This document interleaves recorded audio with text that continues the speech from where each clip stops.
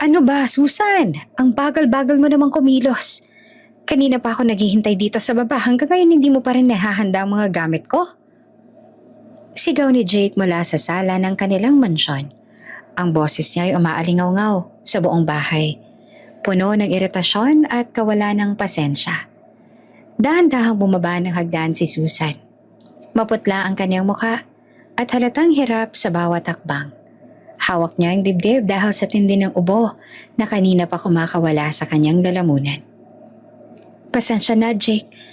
Bigla lang sumama ang pakiramdam ko habang nag-aayos ng mga folder mo. Eto na, dala ko na lahat ng kailangan mo para sa meeting mo mamaya. Mahinang saad ni Susan bago iniabot yung isang itim na briefcase sa asawa. Hindi malang tinignan ni Jake ang asawa. Sa halip, hinablot niya ang bag at padabog na nilapag sa center table.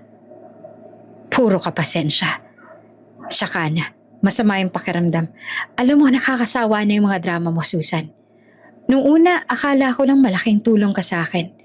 Pero ngayon, mukhang mas marami ka pang nagagasa sa gamot kaysa sa kinikita ng kumpanya ko. Asik ni Jake habang inaayos ang kanyang mamahaling necktie sa harap ng salamin. Jake, alam mo namang galing ako sa puyat para lang matapos yung proposal na yan.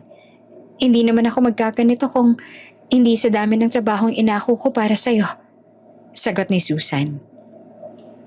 Bahagyang nanginig ang kanyang boses, hindi dahil sa takot, kundi dahil sa labis na pagod at sama ng loob. Lumingon si Jake at tiningnan siya ng mula ulo hanggang paa. Puno ng pandidiri ang kanyang mga mata. Huwag mo nga akong sumbatan, Susan. Kung wala ako, baka nandun ka pa rin sa kalsada hanggang ngayon. Habang nagtitinda ng balot, tsaka amoy usok. Ako nag-angat sa buhay mo, kaya utang mo sa akin lahat ng meron ka ngayon. Pero sa tingin ko, tapos na yung pakinabang mo sa akin. Pabigat ka na lang dito sa bahay. Saad ni Jake habang dinuduro ang asawa. Anong ibig mo sabihin, Jake? Mag-asawa tayo, di ba? Sa hirap at sa ginhawa, dapat magkasama tayo. Tanong ni Susan, bagamat unti-unti nang nanunuot sa kanya ang katotohanan. Tumawa ng mapait si Jake. Asawa? Pinakasalan lang kita dahil kailangan ko ng utak mo sa negosyo. Pero ngayon na maayos naman ang lahat. At kilala na yung pangalan ko. Hindi ko na kailangan ng asawang sakitin, tsaka laging nakahiga. Ayoko nang palamunin sa pamamahay ko. Kaya mabuti pa, bago ako bumalik mamayang gabi, wala ka na rito. Diretsang saad ni Jake.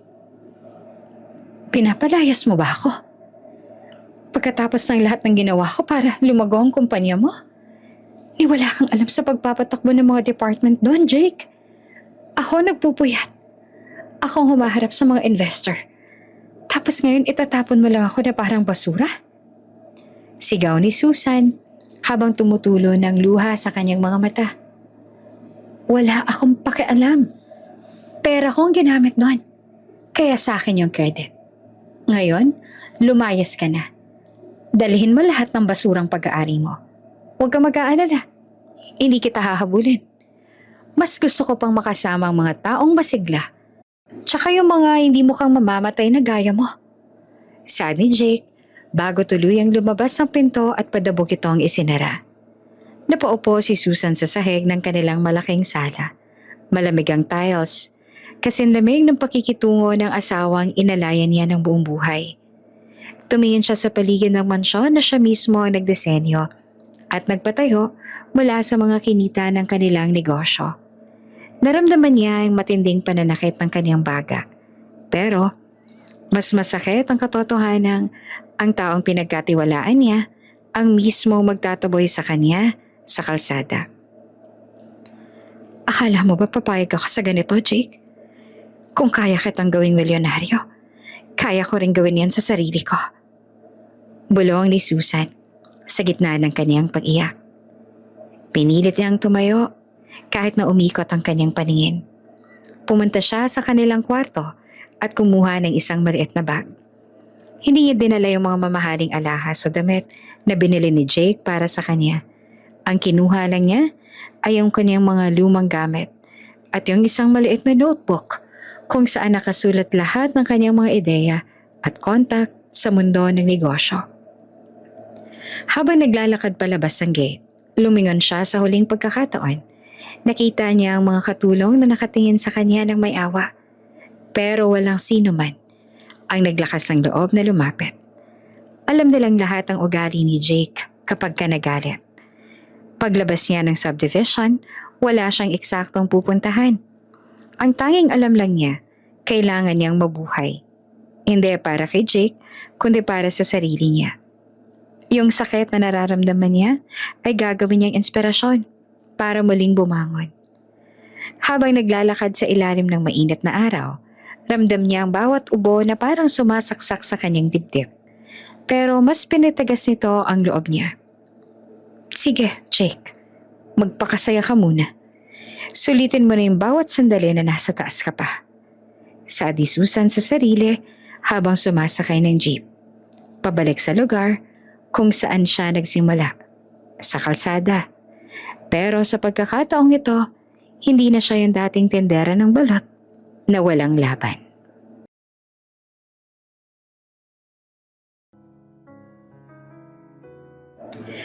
Tirek na tirek ang araw at ramdam ni Susan ang lagyat ng pawis sa kanyang likuran habang hila-hila ang kanyang maliit na cart ng balut. Ilang araw na rin yung lumipas mula nang mamatay yung mga magulang niya. At ang tanging naiwan na lamang sa kanya ay ang diskarte sa buhay. Sa murang edad, natutunan niyang basahin ang galaw ng mga tao sa kalsada. Alam niya kung sino yung bibili, sino ang babastos, at sino mga taong may potensyal na maging kliyente sa hinaharap. Pero sa kabila ng hirap, may pangarap si Susan. Hindi lang siya basta nagtitinda.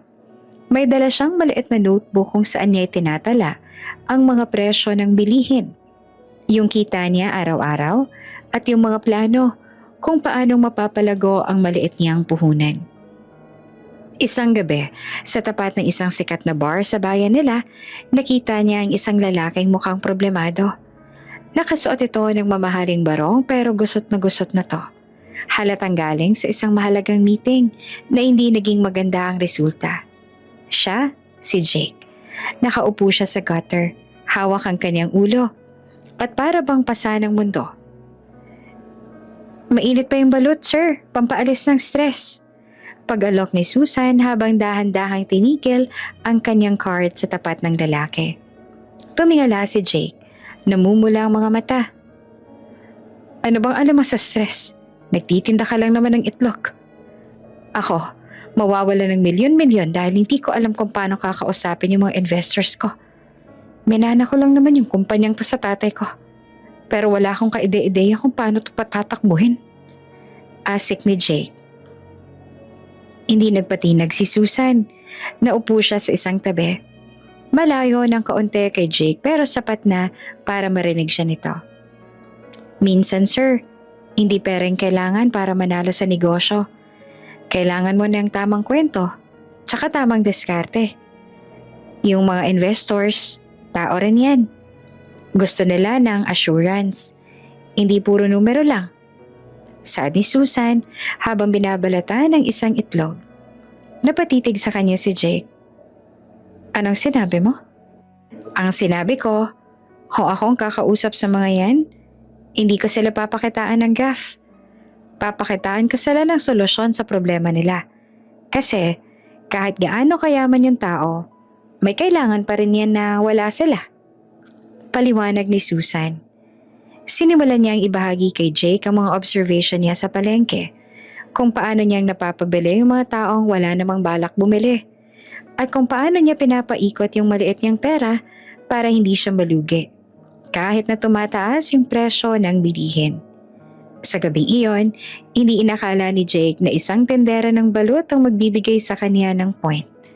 Namangha siya sa talas ng isip ni Susan, kahit na hindi ito nakatapos ng college. Yung talino nito ay higit pa sa mga MBA graduates na kilala niya. Nakita ni Jake kay Susan yung susi para maligtas ang bumabagsak niyang negosyo. Sa sumunod na linggo, binalikan ni Jake si Susan sa pwesto nito. Susan, Ayoko na makita ka nagtitinda dito. Sumama ka sa akin. Maging consultant kita. Tuturuan mo ako ng lahat ng alam mo.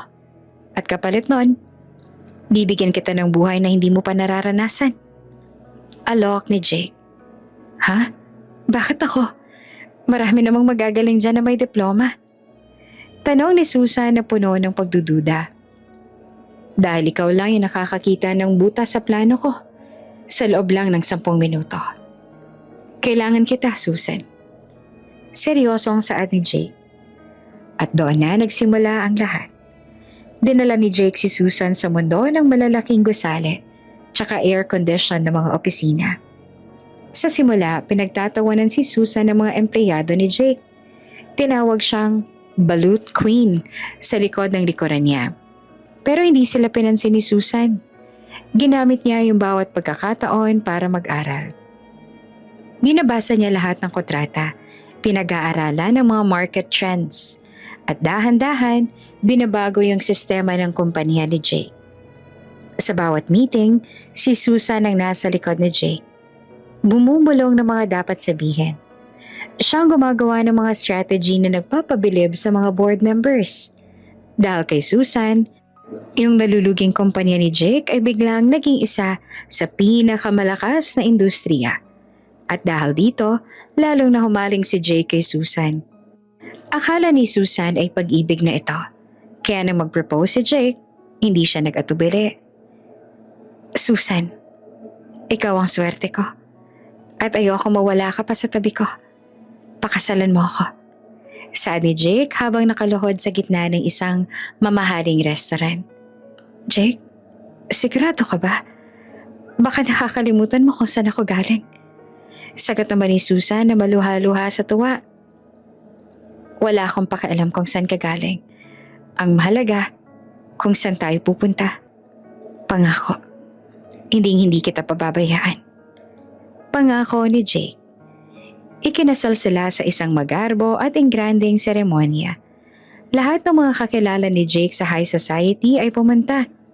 Si Susan ay mukhang isang tunay na prinsesa, pero sa loob-loob niya, alam niyang yung kasal na to hindi lang tungkol sa pag-ibig, kundi tungkol din sa partnership, sa negosyo.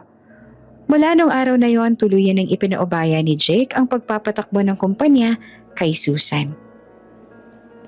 Ikaw nang bahala rito, Susan. Alam mo namang mas magaling ka sa akin. Gusto ko lang na mag-enjoy sa mga bunga ng pinaghirapan natin. Saad ni Jake habang pinirmahan ng isang power of attorney na nagbibigay kay Susan ng buong kontrol. Dito na nagsimulang magbago ang lahat. Habang si Susan ay nagpapakapagod sa opisina, si Jake naman ay naging abala sa paglalaro ng golf, pagbili ng mga mamahaling sasakyan at pagsasama sa mga party. Hindi niya alam na habang lumalago ang yaman nila, unti-unti ring nauubos ang lakas ng asawa niya. Madalas abutan si Susan ng madaling araw sa opisina. Siya ang personal na sumasagot sa mga email ng mga foreign investors. Siya ang bumibisita sa mga site kahit umuulan. Siya lahat sa kumpanya ni Jake.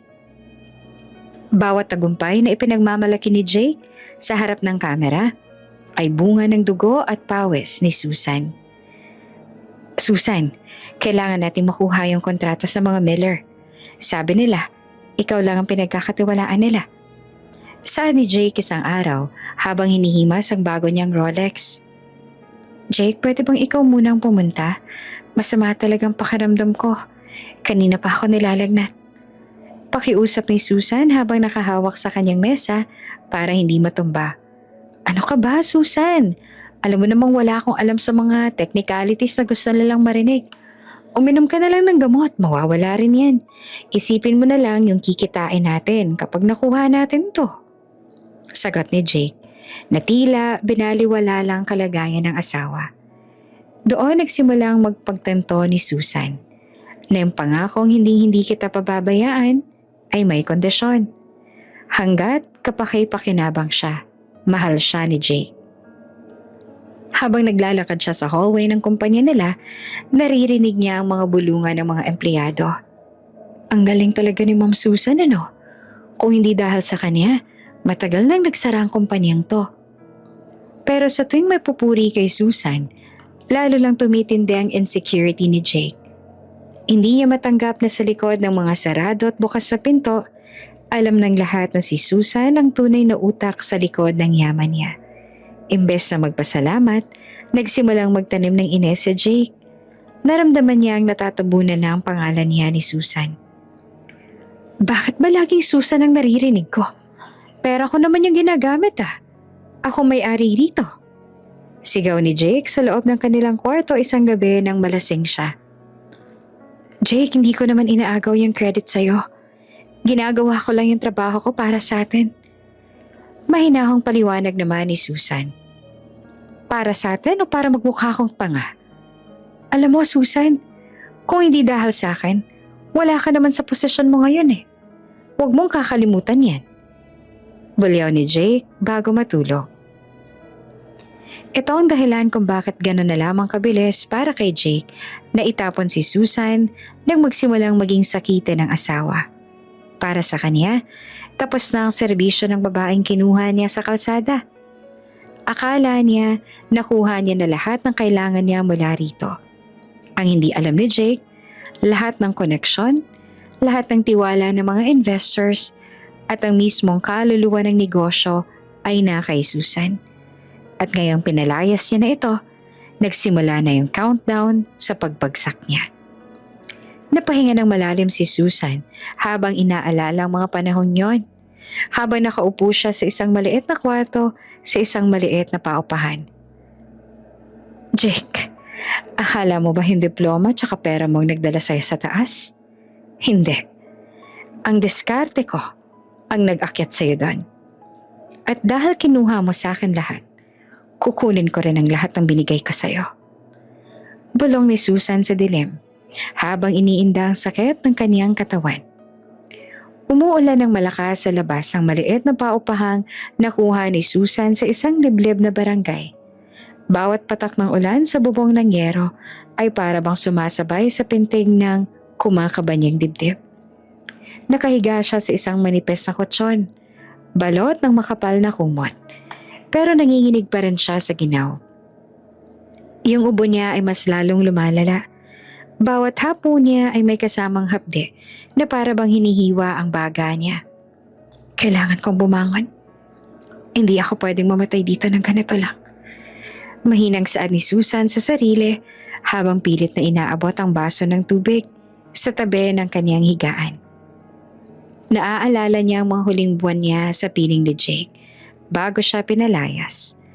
Doon nagsimulang lumabas ang mga sintomas ng sakit niya. Nagsimula ito sa simpleng pagkapakod na akala niya dahil lang sa puyat. Pero naging madalas ang kanyang pagkahilo, yung pamumutla ng kanyang mga kuko at yung biglang pagbagsak ng kanyang timbang. Noong mga panahong yon, imbes na dalhin siya sa doktor, ang tanging naririnig niya lang kay Jake ay reklamo. Susan, bakit ang putla mo? Mukha kang bangkay na naglalakad. Nakakahiya kapag nakita ng mga business partners ko sa party mamaya.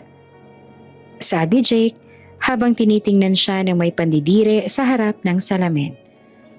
Jake, baka pwedeng ininom muna ako sa mama. Sobrang bigat kasi ng pakiramdam ko. Parang hihimatayin ako. Pakiusap ni Susan habang nakakapit sa gilid ng mesa. Hindi pwede.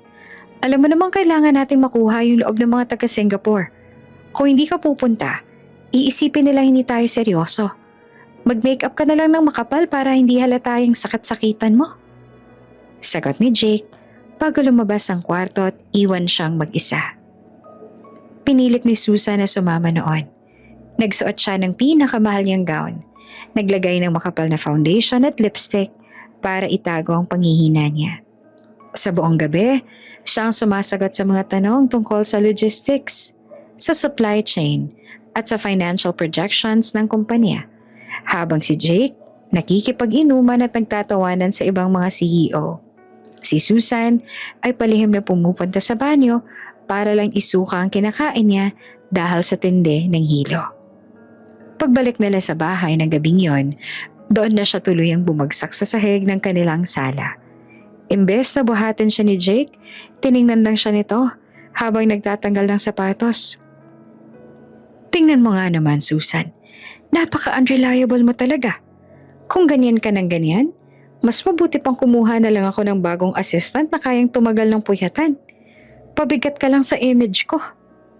Saad ni Jake habang nilalampasan ang asawang nakabulagta sa sahig. Napahawak si Susan sa dibdib niya. Nang muli siyang atakehin ng ubo, may nakita siyang bahid ng dugo sa kanyang palad. Natakot siya, pero kasabay ng takot ay ang galit.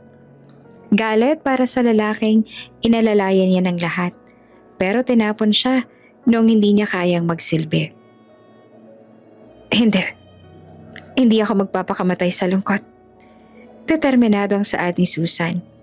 Kinuha niya ang luma niyang bag at kinalap ang natitira niyang pera. Kakaunti lang to dahil lahat naman ng kinita niya sa loob ng maraming taon ay napunta sa joint account nila ni Jake na agad namang ni-freeze ang lalaki matapos siyang palayasin. Pero may tinabi siyang kaunti mula sa kanyang mga side commissions na hindi alam ni Jake. Mga bonus mula sa mga supplier na labis na humanga sa katapatan niya at sa galing. Nagpunta siya sa isang public hospital. Pumila siya ng mahabang oras kahit na nanghihina. Nang sa wakas ay masuri siya ng doktor, nalaman niyang meron siyang malalang kaso ng pneumonia at matinding anemia dahil sa stress tsaka kakulangan sa nutrisyon. Kailangan mong magpahinga, ma'am.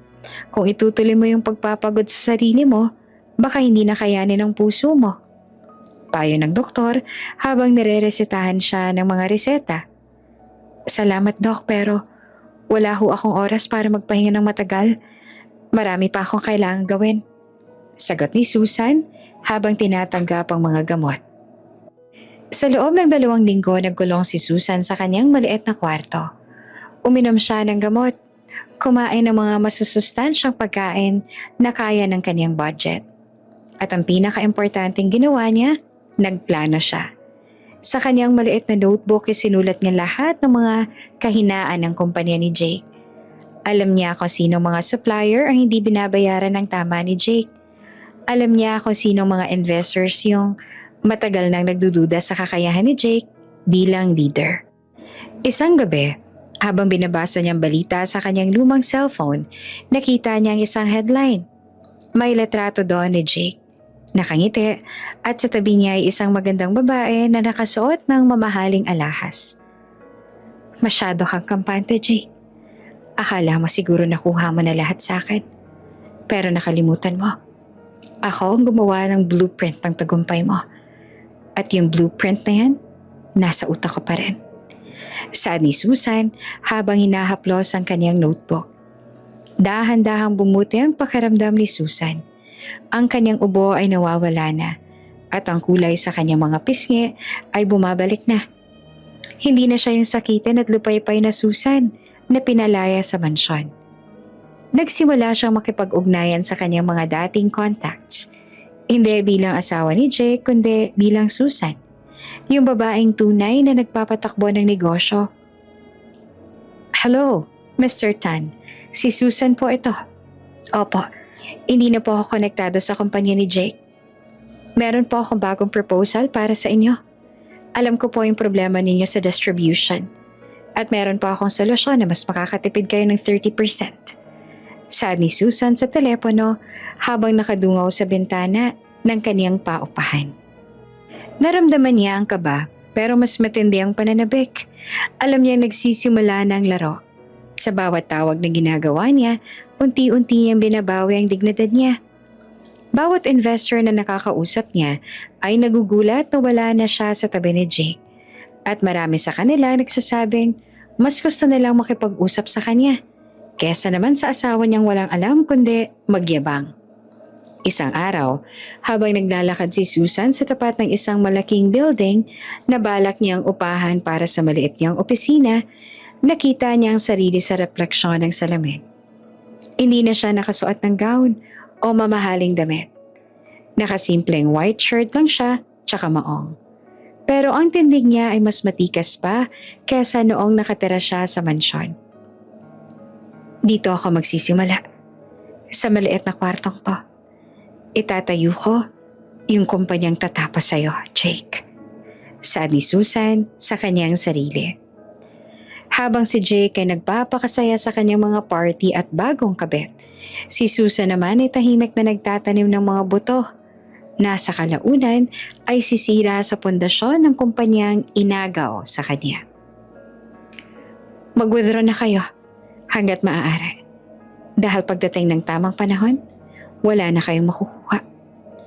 Bulong ni Susan habang sinisimulan niyang permahan ang mga papeles para sa kanyang sariling negosyo. SV. Ang SV ay para sa Susan Victoria. Dahil sa dulo ng lahat ng to, alam niyang siya ang lalabas na panalo. Lumipas ang ilang buwan at para bang ang swerte ay nagsimula ng tumalikod sa mansyon ni Jake. Sa loob ng opisina niya, kampanteng nakasandal si Jake sa malambot niyang swivel chair habang hit-hit ang isang mamahaling sigarilyo. Sa harap niya ay ang kanyang bagong babae na si Tiffany, isang babaeng mahilig sa mga branded na gamit pero walang alam sa lahat. Baby, tignan mo tong bagong necklace na binili mo sa akin. Ang ganda, diba? Bagay na bagay sa susunod nating trip sa Boracay. Malambing na saad ni Tiffany habang pinapakita ang kumikinang na alahas sa kanyang leeg. Tumawa si Jake at hinaplos ang pisngi ng babae. Siyempre, para sa'yo. Lahat ibibigay ko. Hindi tulad ng dati kong asawa. Puro gamot at hospital bills lang inaatupag. Ngayon, malaya na tayong gastusin ang pera ng kumpanya kung paano natin gusto. Sagot ni Jake nang may kasamang yabang. Pero ang kanilang paglalambingan ay naputol nang biglang bumukas ang pinto. Pumasok ang head of operations ni Jake na si Mr. Mercado. Pawis na pawis ito at halatang balisa. Sir, may problema tayo. Malaking problema. Bungad ni Mr. Mercado. Napakunot ang noon ni Jake. Ano ba yan, Mercado? Hindi mo ba nakikitang busy kami? At ano bang problema na yan? Kulang ba yung budget para sa Christmas party? Hindi po sir, pero sir, nag-withdraw po yung pinakamalaking investor ng kumpanya. Yung pinakamalaking supplier natin ng raw materials. Bigla akong pinutol yung kontrata sa atin. Sabi nila, may nakakuha na raw ng exclusive rights sa supply nila para sa susunod ng 2 taon. Paliwanag ng empleyado. Napatayo si Jake sa gulat. Ano? Paano nangyari yan? Tayong pinakamalakas silang buyer. Sinong kumpanyang kumuha? Yun na nga po nakakapagtaka sir. Isang bagong kumpanya raw na ang pangalan SV. Wala silang masyadong background sa market pero nagawa nilang bayaran ng buo yung down payment para sa 2 taon na supply. At hindi lang yan sir. Marami rin sa mga tauhan natin sa warehouse ang nag-resign tsaka lumipat sa kumpanyang yun. Saad ni Mr. Mercado. Huminga ng malalim si Jake at pilit na nagpakalma. Pakaswerte lang yung SV na yan. Huwag ka mag-aalala. Marami pa tayong investors. Tawagan mo si Mr. Tan. Sabihin mo kailangan natin ng dagdag na puhunan para tapatan yung bagong player na yan. Sir, tumawag po ako kay Mr. Tan kaninang umaga. Sabi niya, nag-withdraw na rin siya ng lahat ng investments niya sa atin. Sa katunayan, pati yung iba pang minority shareholders nagkaroon na ng meeting para ilabas ang pera nila. Kabadong ulat ni Mercado. Habang nangyayari ito sa opisina ni Jake, sa kabilang bahagi naman ng bayan, nakatayo si Susan sa harap ng isang malawak na bintana ng bago niyang opisina. Hindi ito kasing garbo ng sa kay Jake, pero bawat gamit dito, binili gamit ang perang pinaghirapan niya mula sa kanyang sariling diskarte. Ma'am Susan, ito na po yung mga permadong kontrata mula sa bagong investor tsaka sa 3 pang major suppliers ni Jake. Tulad ng inaasahan, hindi nila tinanggihan ang alok natin, lalo na't alam nilang ikaw ang utak sa likod ng operasyon. Saan ng kanyang assistant na si Elena, na dati ring empleyado ni Jake, na sumunod sa kanya. Salamat Elena. Kamusta naman yung reaksyon ni Jake? Alam ko na siguro nagkakagulo na sila ngayon. Tanong ni Susan habang humihigop ng mainit na tsaa. Gulong-gulo po sila ma'am. Hindi alam ni Sir Jake kung saan kukuha ng supply. Yung balita ko, inuubos na rin ni Tiffany ang natitirang petty cash ng kumpanya para sa mga personal niyang luho. Wala pong kamalay-malay si Sir Jake na unti-unti nang nauubos ang pondo niya. Kwento pa ni Elena. Napangiti naman ng bahagya si Susan. Hayaan mo siya. Gusto niyang maging hari, diba? Hayaan nating maranasan niya kung paano maging hari ng isang papalubog ng palasyo. Huwag mo munang ipapaalam sa kahit kanino na ako may-ari ng SV. Gusto ko maramdaman niya yung takot sa isang kalaban na hindi niya nakikita. Pero ma'am, paano kung malaman niya kaagad? Baka subukan niya pong i-block yung mga deals natin. Pag-aalala ni Elena, hindi niya magagawa yun. Wala siyang alam sa pasikot-sikot ng supply chain. Ang alam lang niya, permahan yung cheque. Ngayong wala na yung utak na gumagabay sa kanya. Para na lang siyang batang nawala sa gitna ng mall. Ipagpapatuloy lang natin ang pagkuha sa mga kliyente niya. Gawin nating legal at malinis para wala siyang maisusumbat. Utos si Susan. Lumipas ang mga araw at lalong lumubog ang kumpanya ni Jake. Araw-araw ay may mga balita tungkol sa mga delayed na projects at mga kliyenteng nagrereklamo. Si Jake, sa halip na ayusin ang problema, ay mas lalong naging iritable at palaging nakikipag-away sa kanyang mga empleyado. Isang hapon, habang nasa loob ng sasakyan si Jake kasama si Tiffany, nakita niya ang isang billboard sa gilid ng highway. Ito ay isang advertisement para si SV. SV ha? Sino ba talaga yung nasa likod niyan? Bulala si Jake habang sinusuntok ang manibela. Lahat ng mga dati kong kaibigan sa business world, doon na lumilipat. Pati yung pinakamalaking investor ko, tinalikuran ako. Hayaan mo na sila, baby. Baka naman sadyang malas lang talaga yung buwan na to. Bakit hindi na lang tayo mag-shopping para mawala yung stress mo? Hirit ni Tiffany na walang kaide-ideya sa tindi ng krisis na kinakaharap nila. Shopping? Tiffany, wala na nga tayong pambayad sa kuryente ng opisina next month. Kung hindi ko maibabalik yung mga investors, anong akala mo sa akin? Tumatain ng pera? Sigaw ni Jake sa kasintahan. Doon na simulang mag-away ang dalawa. Huwag mo nga ako sigawan. Noong marami kang pera, hindi ka ganyan sa akin ah. Ngayon naghihirap ka na. Ilalabas mo yung init ng ulo mo sa akin? Sagot ni Tiffany.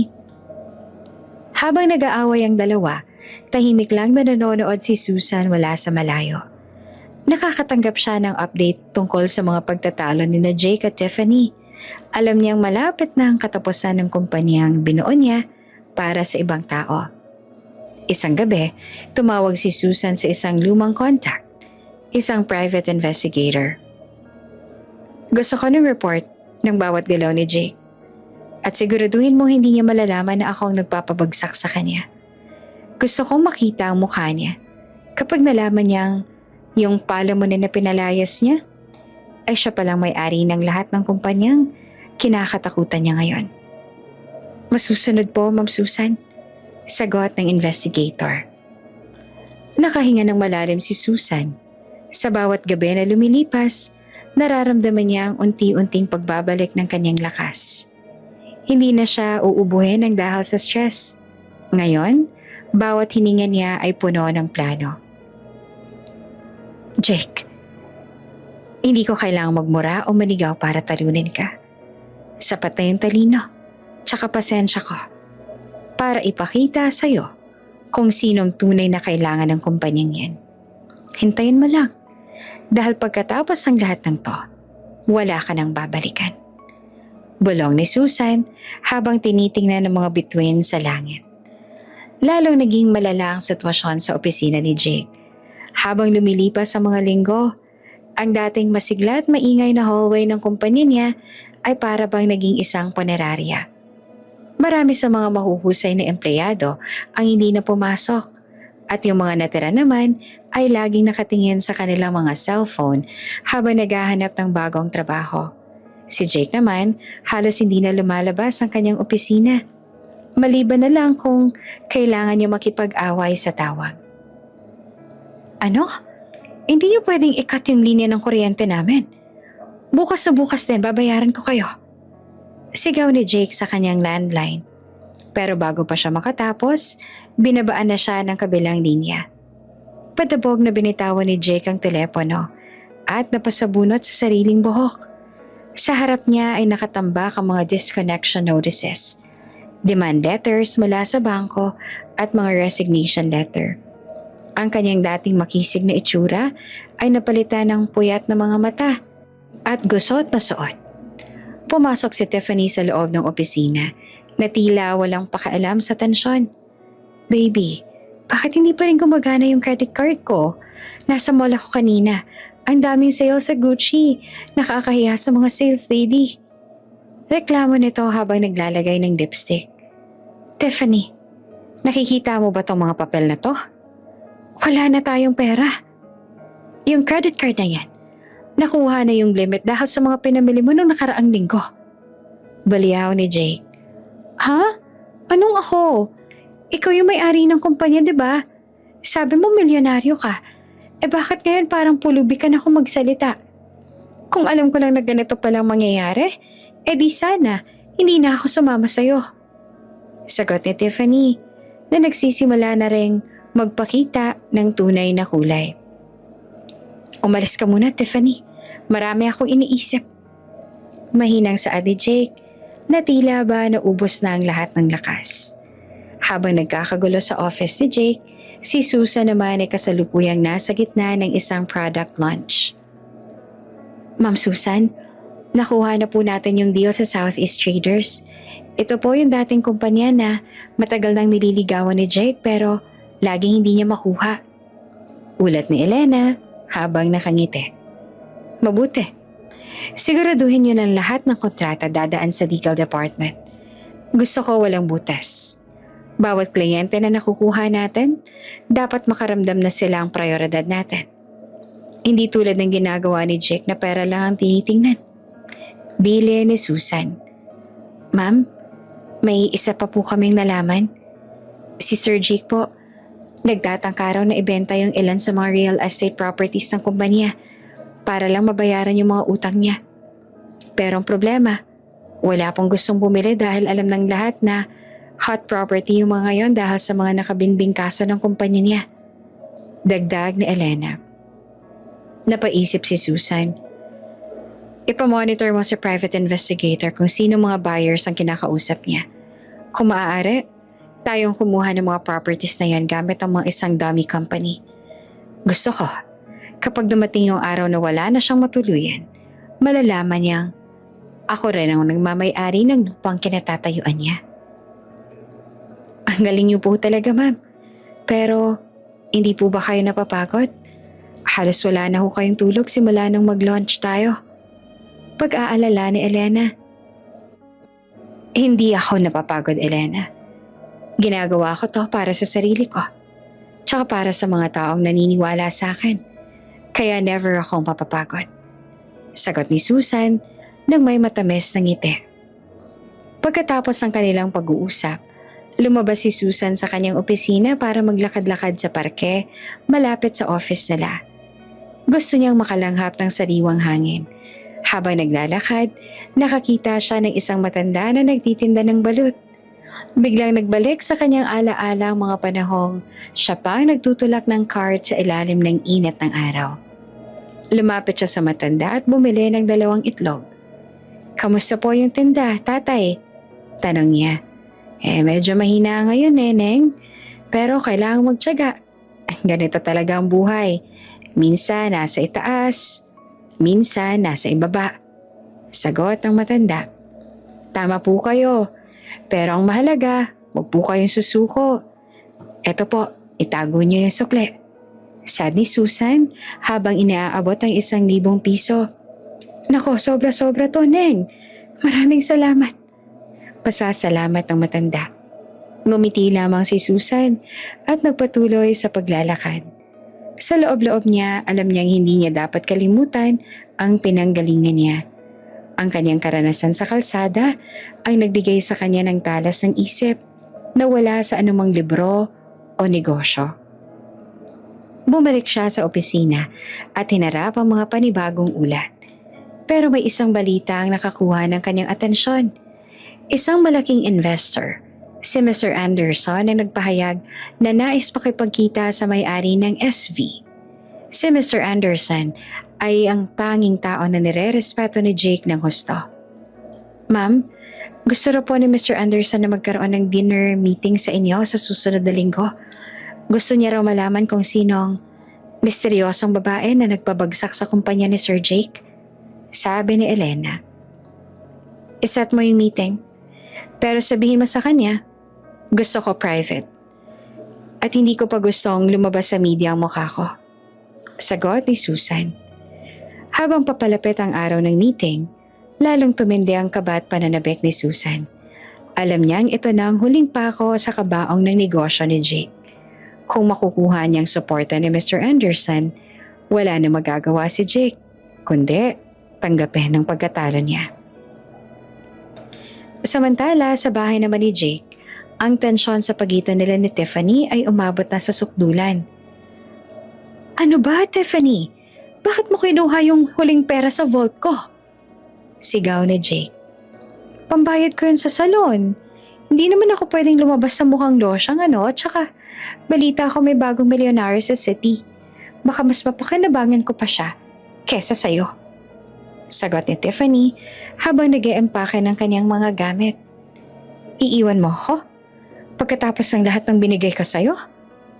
Hindi makapaniwala ang tanong ni Jake. Ano yung binigay? Lahat ng yon galing sa kumpanya na ngayon ay bankrupt na. Wala ka ng silbi sa akin, Jake. Magsama kayo ng bankrupt mong negosyo. Saad ni Tiffany bago tuluyang lumabas ang bahay at padabog na isinara ang pinto. Naiwang mag-isa si Jake sa gitna ng mansyon niya. Bawat sulok ng bahay ay para bang tumatawa sa kanyang kalagayan. Naalala niyang bigla si Susan. Naalala niya kung paano siya alagaan ito kapag may sakit siya. Kung paano nitong inaayos lahat ng problema niya nang hindi nagrereklamo. Susan, nasan ka na ba? Bulong ni Jake sa sarili habang tumutulong luha niya sa kanyang mga mata. Pero huli na ang lahat. Ang babaeng tinuring niyang pabigat ay siya na ngayon nagpapatakbo ng mundong pilit niyang kinakapitan. Kinuha ni Jake ang kanyang cellphone at sinubukang tawagan ang numero ni Susan. Pero unattended na ito. Sinubukan niyang maghanap ng balita tungkol dito sa social media pero wala siyang makita. Ang tanging nakikita niya ay ang pangalan ng SV na paulit-ulit na lumalabas bilang bagong giant sa negosyo. Hindi alam ni Jake na sa mga sandaling yon, si Susan ay nasa isang restaurant habang kaharap si Mr. Anderson. So, ikaw pala yung sikat na Susan. Bunga ni Mr. Anderson habang tinitingnan ni Susan ang may paghanga. Marami akong narinig tungkol sa'yo. Sabi nila, ikaw ang tunay na utak sa likod ng kumpanya ni Jake. At ngayon nakikita ako na totoo nga yung mga sabi-sabi. Salamat po, Mr. Anderson. Ginagawa ko lang po ang kailangan gawin para mabuhay. At saka para maprotektahan na rin ang mga pinaghirapan ko. Mahinahong sagot ni Susan. Alam mo, Susan, gusto ko yung diskarte mo. Tahimik pero mamamatay tao. Gusto ko mag-invest sa kumpanya mo. Gusto ko maging bahagi ng kumpanya mo. Ano sa tingin mo? Alok ng matandang negosyante. Huminga ng malalim si Susan. Isang malaking karangalan po yan, sir. Pero may isang hiling lang po ako. Ano yon? Gusto ko pong malaman ninyo na sa oras na makuha ninyo yung mga shares ni Jake sa bangko, huwag niyo po munang sabihin sa kanya kung sinong bumili. Gusto ko, sa mismong araw ng pagsasara, doon niya malaman ang lahat. Hiling ni Susan. Tumawa si Mr. Anderson. May pagka-ruthless ka rin pala, Susan. Pero sige, pagbibigyan kita. Gusto ko rin makita yung mukha ng batang yon kapag nalaman niyang ang asawang pinalayas niya ang siyang lalamon sa kanya. Nagkamayan ng dalawa At sa pagkakataong to, alam ni Susan na selyado ng tadhana ni Jake. Umuwi si Susan sa tinutuluyan niya ng may gaan sa loob. Tumingin siya sa salamin at kinausap ang sarili. Susan, malapit na. Konting tiis na lang at mababawi mo na ang lahat ng nawala sa'yo. At sa pagkakataong to, wala nang sino man ang makakagawa sa'yo ng ginawa ni Jake. Gabi na pero para bang hindi dinadalaw ng antok si Jake. Ang dating maliwanag at masayang mansyon niya ay balot na balot ngayon ng kadiliman. Dahil pinutol na rin ang supply ng kuryente dahil sa hindi nababayarang bills. Nakaupo siya sa sahig ng kanyang master bedroom. May hawak na baso ng murang alak. Dahil pati ang koleksyon niya ng mamahaling wine ay naibenta niya na para lang may maipambayad sa mga tauhan niyang nagbabantang magdemanda. Paano umabot sa ganito? Bulong ni Jake sa sarili habang nakatingin sa kawalan. Kinaumagahan, pumasok si Jake sa opisina na tila isang lantang gulay. Ang mga empleyado na dati yumuyuko sa kanya ay nagbubulungan na lang habang siya ay dumadaan. Pagpasok niya sa office, tumambad sa kanya si Mr. Mercado na may dalang panibagong balita. Sir, may sulat po galing sa bangko. Isa sa ilalim na raw po sa foreclosure yung building na to sa loob ng 30 days kung hindi tayo makakapagbayad ng interes. Sad ni Mercado na hindi na rin makatingin ng diretso kay Jake. Interes pa lang yan, Mercado. Saan ako kukuha ng pambayad? Sinubukan ko ng tawagan si Mr. Anderson pero hindi niya ako sinasagot. Sigaw ni Jake bagaman alam niyang wala nang saysay ang kanyang galit. Sir, baka naman pwede niyong kausapin yung SV. Balita ko sila yung bumibili ng lahat ng mga utang natin sa bangko. Sila rin yung may hawak ng karamihan sa mga shares natin. Mungkahe na Mercado. Napakunat ang noon ni Jake. Sino pa talaga yung SV na yan? Bakit pa parang sinusundan nila bawat galaw ko? Para silang lintana sumisip-sip sa natitira kong dugo. Wala pong nakakaalam kung sino yung owner, sir. Pero ang sabi ng mga tauhan doon, isang babae raw ang nagpapatakbo. Sagot ni Mercado. Habang hirap na hirap si Jake, si Susan naman ay nasa showroom habang tinitingnan ng mga bagong machine na bibilhin niya. Kasama niya si Elena na walang tigil sa pag-aayos ng schedule niya. Ma'am Susan, ito na po yung listahan ng mga properties ni Jake na isusubasta na ng bangko sa susunod na linggo. Kasama na po rito yung mansyon nila tsaka yung main office building. Saad ni Elena habang iniabot yung tablet kay Susan. Tinignan ni Susan ang letrato ng mansyon. Ang bilis ng panahon. Diyan ako pinalayas na parang aso. Tapos ngayon, ako na yung may kakayahang bumili niyan. Gamit ang sarili kong pera. Pero alam mo, Elena, ayoko nang tumira dyan. Masyado ng maraming masakit na alaala. Bilhin natin yung building. Pero yung mansyon hayaan nating makuha ng iba. O i-convert natin sa isang foundation para sa mga kababaihang inabuso. Napaka-noble po ng plano ninyo, ma'am. Pero hindi po ba kayo nag-aalala na baka malaman ni Jake ang totoo? Kanina raw po, nagpunta siya sa opisina ng isa nating partner para magtanong tungkol sa inyo. Ulat ni Elena. Hayaan mo siyang magtanong. Ang mahalaga, hindi niya makikita yung mukha ko hanggat hindi pa salyado ang lahat. Gusto ko, sa araw na kukunin ko yung susi ng kumpanya niya, doon lang siya magigising sa katotohanan. Sagot ni Susan. Isang hapon, habang naglalakad si Susan sa isang mall para bumili ng regalo para sa mga empleyado niya, hindi niya inaasahang makita si Tiffany. Yung dating magarbo tsaka puno ng alahas sa babae, mukhang haggard na ngayon. Nakasuot ito ng simpleng damit at tila naghahanap ng mapapasukan. Nagkatama ang kanilang mga mata. Nagulat si Tiffany nang makilala si Susan. Susan? Ikaw na ba yan? Tanong ni Tiffany na hindi makapaniwala sa nakikita. Tiningnan siya ni Susan mula ulo hanggang paa pero walang halong galit o puot sa kanyang mga mata. Oo, Tiffany, ako nga. Ano nangyari sa'yo? Balita ko pinalayas ka na ni Jake. Pero bakit ang ganda mo na ngayon? At yung mga suot mo, mukhang mas mahal pa sa mga gamit ko noon. Usisa ni Tiffany na halatang naiinggit. Nagsumikap ako, Tiffany. Nung pinalayas ako ni Jake, doon ko na-realize na mas marami akong kayang gawin nang wala siya. Kamusta nga pala kayo ni Jake? Balita ako, malaki na itulong mo sa pag-ubos ng pera niya. Saad ni Susan na may bahagyang ngiti. Namula si Tiffany sa hiya. Wala na kami. Iniwan ko na siya nung wala na siyang mabigay sa akin. Pero Susan, baka naman pwedeng matulungan mo ako. Naghahanap ako ng trabaho. Kahit anong posisyon lang sa kumpanya mo. Nabalitaan ko kasi yung tungkol sa SV. Balita ko napakayaman daw ng may-ari nun. Tumawa ng mahina si Susan. Tiffany, hindi mo ba alam? Yung SV ay pag-aari ko. At sa tingin mo ba kukuha ako ng taong naging dahilan ng pagkasira ng pamilya ko? Hindi ako kasing tanga ni Jake. Nanlaki ang mga mata ni Tiffany. Ikaw? Ang may-ari ng SV? Ibig sabihin, ikaw ang nagpabagsak kay Jake? Hindi ko siya pinabagsak, Tiffany. Siya ang nagpabagsak sa sarili niya.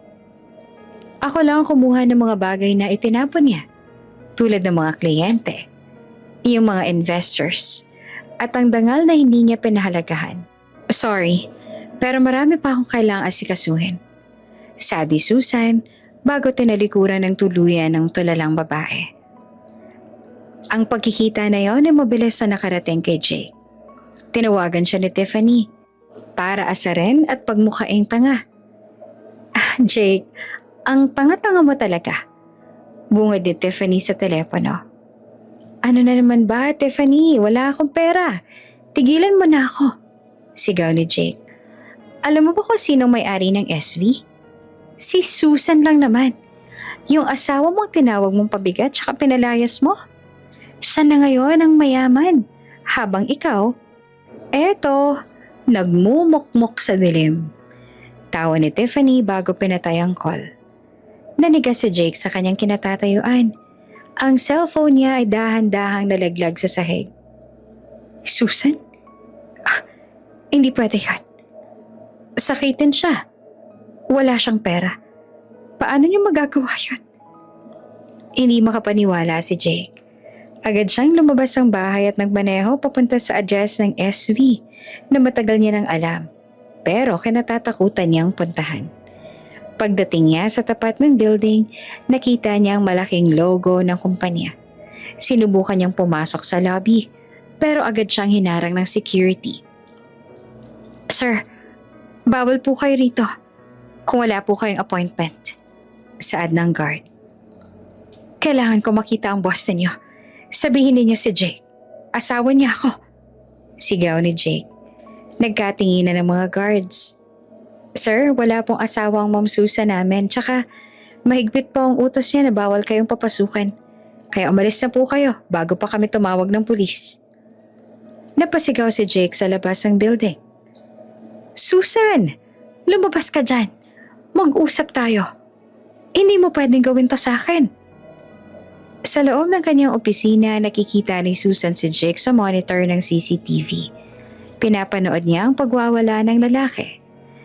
Dati, ang boses na yan ay nagpapakaba sa kanya at nagpapaiyak. Pero ngayon, wala na siyang nararamdaman, kundi awa. Ma'am, gusto niyo po bang ipahuli na natin siya? Tanong ni Elena. Wag na. Hayaan mo siyang mapagod. Gusto kong maramdaman niya kung paano mabaliwala. Tulad ng ginawa niya sa akin nung nagmamakaawa ako, wag niya akong palayasin. Sagot ni Susan habang dahan-dahang isinara ang laptop. Lumipas ang ilang oras at sumuko rin si Jake. Napaupo siya sa gutter sa tapat ng building ni Susan. Sa mismong pwesto kung saan niya ito unang nakita noong nagtitinda pa ito ng balut. Oops! May break muna. Gusto mo bang ma-shoutout dito sa channel ni Ate Jane? Mag-comment lang ng lesson you learned from the latest story uploaded. Dahil pipili kami ng isang best comment of the day para i-shoutout sa susunod na upload. Kaya huwag kalimutang mag-iwan ng lesson you learned after you watch this video. Maraming salamat! Shoutout nga pala kina Emily Grafil from Naga Bulan, Sorsogon, Noel Montero, at Yam Sera from Mangaldan, Pangasinan. Sa ating mga taga-subaybay, paki-comment naman po sa baba kung taga saan kayo para alam ko kung hanggang saan umaabot ang mga kwento ni Ate Jane at para ma-shoutout ko rin kayo sa mga susunod pa nating mga kwento. Maraming salamat sa pakikinig.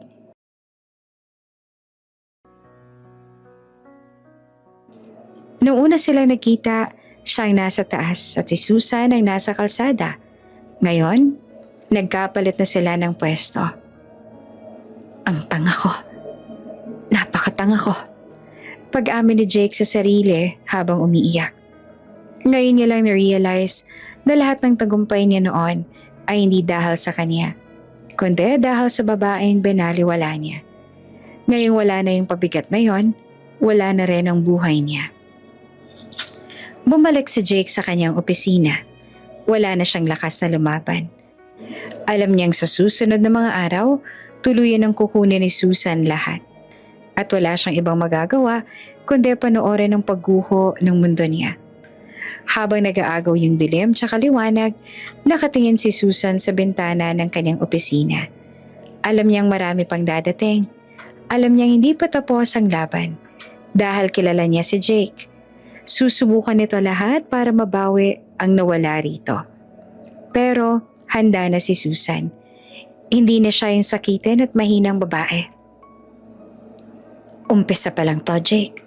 Marami ka pang dapat pagbayaran. Bulong ni Susan habang tinitingnan ng papalayo ang sasakyan ni Jake. Nagising si Jake na masakit ang ulo at nakasubsob sa kanyang mesa. Amoy alak ang buong paligid at nakakalat ang mga basyo ng bote sa sahig. Yung sikat ng araw na tumatagos sa bintana ng kanyang opisina ay tila nanunukso sa kanyang kalagayan. Isang linggo na yung nakalipas mula nang malaman niya ang katotohanan tungkol kay Susan. At sa loob ng isang linggong yon, hindi siya nakatulog na maayos. Bawat pikit ng kanyang mga mata, ang mukha ni Susan ang kanyang nakikita. Hindi yung Susan na sakitin, kundi yung Susan na nasa kanya na lahat. Sir Jake, may bisita po kayo. Mahinang sa ating Mr. Mercado habang dahan-dahan binubuksan ng pinto. Sino na naman yan? Kung kolektor yan, sabihin mo wala ako rito. Sigaw ni Jake habang pilit na inaayos ang kanyang sarili. Hindi po, sir. Si Attorney Ramos po. Yung dati hong abogado ng tatay ninyo. Sagot na Mercado. Pumasok ang isang may edad na lalaki. May dalang itim na case.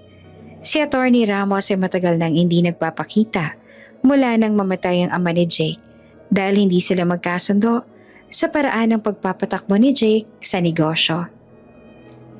Attorney, anong ginagawa niyo rito?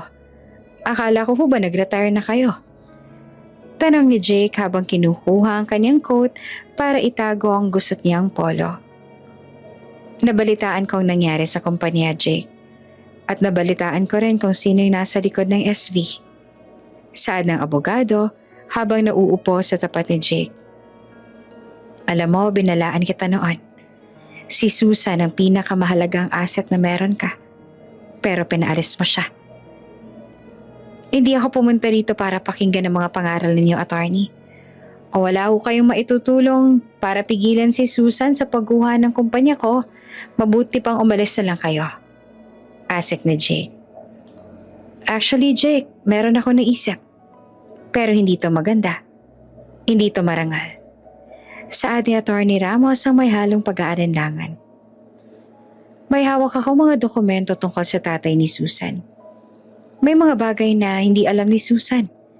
Tsaka maaaring makasira sa reputasyon ng pamilya niya.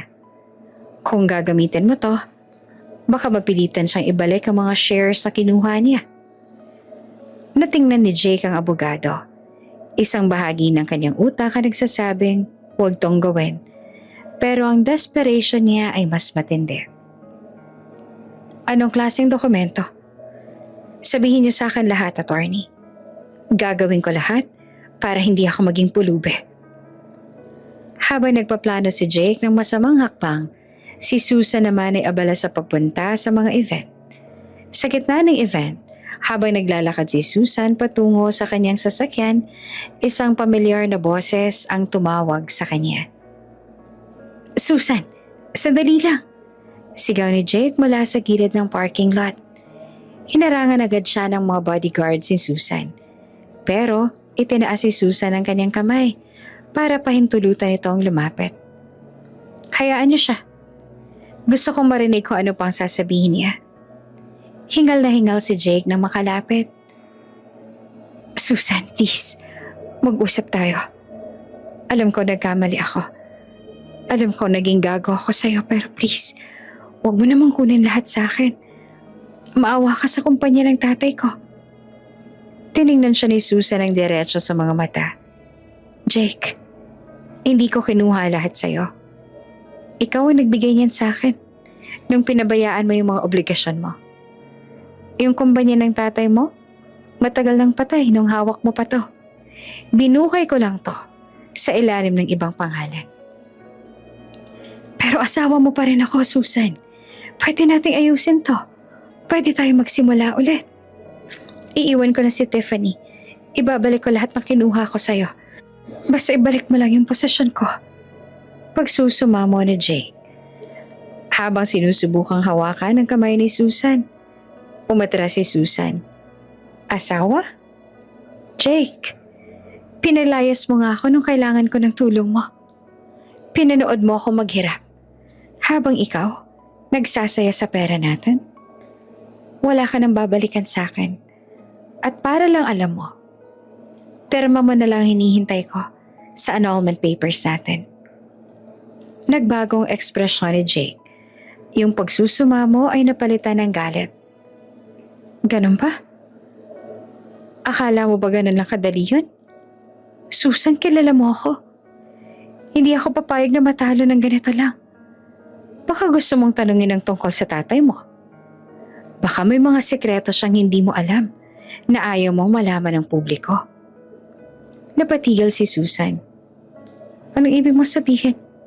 Patay na ang tatay ko, Jake. Huwag mo na siyang idamay sa dumi ng laro mo. O baka magulat ka sa mga malalaman mo. Isipin mo muna, Susan. 1 linggo. Ibibigay ko sa'yo ang 1 linggo para pag-isipan kung ibabalik mo sa akin yung mga investment ko. O sisirain ko ang pangalan ng pamilya mo. Banta ni Jake bago tumalikod at sumakay sa kanyang lumang kotse. Naiwang nakatayo si Susan. Nanginginig ang mga kamay. Alam niyang desperado si Jake, pero hindi niya inakalang gagamitin ito ang kanyang pamilya. Ma'am, okay lang po ba kayo? Tanong ni Elena nang mapansin ang pamumutla ng kanyang boss. Elena, tawagan mo nga yung investigator. Gusto kong malaman kung anong sekreto ang sinasabi ni Jake. At gusto ko ring malaman kung sino ang nakakausap niya nito mga nakaraang araw. Utos ni Susan habang pilit na pinapakalma ang sarili. Pag-uwi ni Susan sa kanyang kondo, hindi siya mapakali. Iniisip niya ang tatay niya. Isang simpleng trabahador lang to sa construction noon. At ang tanging alam niya lang ay namatay to dahil sa aksidente sa trabaho. Ano kayang tinatago ni Jake? Samantala, sa kabilang banda, nagdiriwang si Jake kasama si Attorney Ramos. Effective, Attorney. Nakita ko yung takot sa mga mata niya. Alam kong hindi niya hahayaang madungisan ng alaala ng tatay niya. Siguraduhin mo lang, Jake, na hindi to babalik sa atin. Yung blackmail, isang mabigat na krimen yan. Paalala ng abogado. Wala akong pakialam sa krimen. Ang mahalaga, mababawi ko yung pera ko. At kapag nakuha ko na yung gusto ko, palalayasin ko na naman yung babaeng yan. At sa pagkakataong to, sisiguraduhin kong wala na siyang babalikan. Tawa ni Jake habang lumalaklak ng alak. Hindi alam ni Jake na habang nagpaplano siya, si Susan ay hindi rin tumitigil. Sa tulong ni Elena at ng kanyang mga contact, unti-unti na rin nilang natutunton yung mga illegal na transaksyon ni Jake sa mga nakaraang taon. Kung gusto mo na madaming laro, Jake, ibibigay ko sa'yo. Bulong ni Susan habang nakatingin sa portrait ng tatay niya. Hindi kita hahayaang bastusin ang alaala ng tao nagpalaki sa akin ng maayos. Kinabukasan, pumasok si Susan sa opisina na may panibagong plano. Hindi siya magpapadala sa takot. Elena, iset up mo yung meeting sa lahat ng board members ng dating kumpanya ni Jake. Gusto ko silang makausap nang sabay-sabay. At tawagan mo na rin yung bago nating legal counsel. Kailangan ko ng proteksyon. Ani Susan. Ma'am, may lalaki po sa labas. Naghahanap po sa inyo.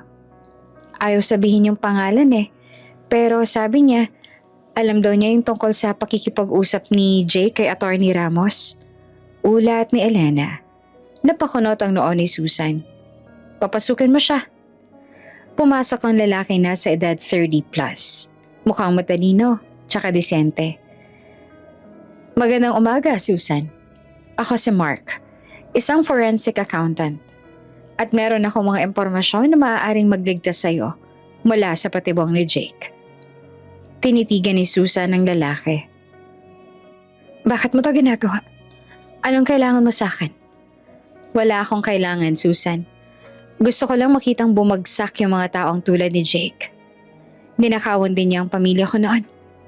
At ito na ang pagkakataon ko para makagante sa pamamagitan ng pagtulong sa'yo. Sagot ni Mark. Hindi kalaunan ay doon na nagsimula ang pagtutulungan nila Mark at Susan para lamang mapabagsak si Jake. Jake, akala mo ba ikaw lang may alas? Tingnan natin kung sinong huling tatawa. Saad ni Susan habang binabasa ang mga dokumentong dinala ni Mark. Mabigat ang hangin sa loob ng opisina ni Susan habang pinagmamasdan niya ang mga papeles na inilatag ni Mark sa kanyang harapan. Bawat pahina ay para bang may dalang lason na nagpapatunay na yung desperasyon ni Jake ay wala nang kinikilala. Sa kabilang banda, si Mark ay nananatiling kalmado. Ang kanyang mga mata ay nakatuon sa bawat detalye ng binuo nila ni Susan. Sigurado ka ba na ito yung gagamitin nila laban sa akin, Mark? Tanong ni Susan. Na yung kanyang boses ay may bahid ng panginginig na pilit niyang tinatago. Ayon sa source ko sa loob ng opisina ni Attorney Ramos, yan ang plano nila. Sagot ni Mark habang tinuturo ang isang lumang record ng isang construction firm. Gusto nilang palabasin na ang tatay mo ay sangkot sa isang malaking nakawan ng materyales noong nagtatrabaho pa siya sa ilalim ng tatay ni Jake. Isang kasong matagal nang ibinaon pero muling binubuksan ni Jake para lang may pang-blackmail sa'yo. Napahawak si Susan sa kanyang noo. Ang tatay ko? Hindi niya magagawa yun. Napakabait na tao nagtatay ko, Mark. Kahit isang pa ako, hindi yan kukuha sa trabaho niya. Alam ko, Susan. Kaya nga forensic accountant ang tawag sa akin. Pinag-aralan ko yung mga transaksyon noong taon na yun. Ang totoo niyan, ang tatay naman ni Jake ang totoong may kasalanan. Ginamit niya ang pangalan ng tatay mo para pagtakpan ng sarili niyang katiwalian. At ngayon, balak ni Jake na ipasa ang kasalanan ng tatay niya sa tatay mo para sirain ka. Paliwanag ni Mark. Walang hiyang pamilya yan. Bulala si Susan na yung galit ay unti-unting pumapalit sa takot. Pagkatapos silang pagsilbihan ng tatay ko, hanggang sa mamatay siya sa site nila, ito pa yung gagawin nila. Huwag ka mag-alala, Susan. Handa na lahat ng ebidensya na magpapatunay na inosente ang tatay mo. Pero kailangan nating hintayin na gumalaw si Jake. Hayaan nating isipin niya na kontrolado niya ang sitwasyon. Payo ni Mark. Samantala, sa isang madilim na sulok ng isang bar, nakita si Jake at yung isa sa mga dating board members ng kanyang kumpanya na si Mr. Lopez. Si Mr. Lopez ay isa sa mga naging biktima rin ng pagkalugi ni Jake. Pero dahil sa pangako ng mabilis na pera, pumayag itong makipagsabuatan. Jake, sigurado ka ba rito? Pag nalaman ng media na nang bablackmail ka, babagsak talaga ang pangalan mo. Babala ni Mr. Lopez habang humihigop ng whiskey. Wala na akong pangalang dapat pangalagaan, Lopez. Lahat sila nakatingin sa akin bilang palunan. Pero kapag nakuha ko na yung gusto ko kay Susan, ako na ulit ang nasa itaas. Ipapadala ko sa kanya ang unang batch ng mga litrato tsaka dokumento. Bukas. Tingnan natin kung hindi siya manginig sa takot. Mayabang na sa ni Jake.